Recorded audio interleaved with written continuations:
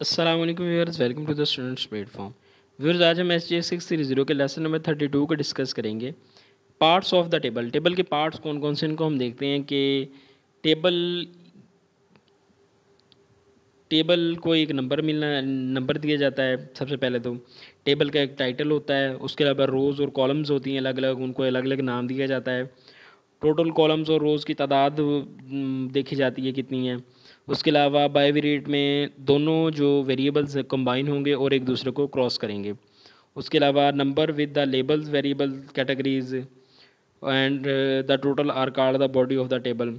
और missing information भी अलग से लिखी जाती है, जो टेबल के अंदर मिस होती है, जो मौजूद नहीं होती, उसको भी अलग से रिपोर्ट किया जाता है, अलग से मेंशन किया जाता है।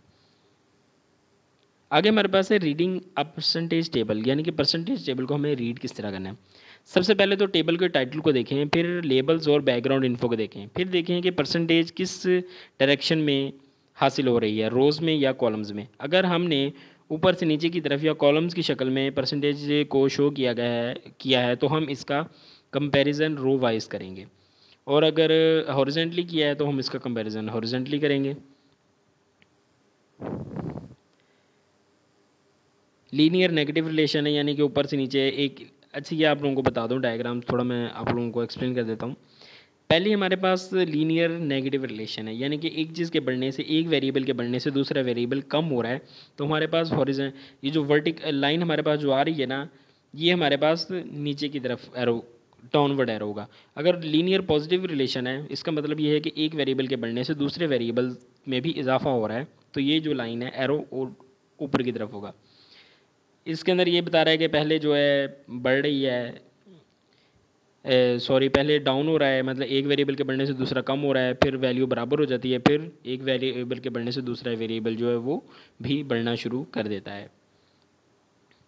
पहले नेगेटिव रिलेशन होता है, फिर इक्वल हो जाता है, ज़ीरो रिलेशन हो जाता है, फिर उसके बाद जो रिलेशन है वो दोबारा से पॉजिटिव हो जाता है। Statistical control. इन दो मुख्तलिफ वेरिएबल्स में ग्राफ की मदद से जो रिलेशन बनता है, क्या वो जेन्युइन है या सिर्फ ग्राफ की हद तक है। इसको जानने के लिए हमें एक और तीसरा वेरिएबल भी इसमें शामिल करना होगा, यानी कि ये देखना कि दोनों वेरिएबल्स के दरमियान जो रिलेशन है वो किसी तीसरे वेरिएबल्स की वजह से तो नहीं है। स्टैटिस्टिकली जो तीसरा वेरिएबल इसमें शामिल किया जाएगा, इसे कंट्रोल वेरिएबल कहेंगे। यह हमें बताएगा कि हमारे असल वेरिएबल जो कि पहले से मौजूद हैं, इनमें जो रिलेशन है वो किस हद तक जेन्युइन है और वो किस हद तक एक दूसरे पर डिपेंड करते हैं। इसके अंदर सारी यही बात की गई है। Constructing trivariate table to control to control third variable, trivariate table is made. Trivariate table बनाते हुए तीसरे वेरिएबल की हर कैटेगरी के नीचे, या कह रहे हैं हर कैटेगरी के अंडर बाइवेरिएट टेबल बनाया जा सकता है।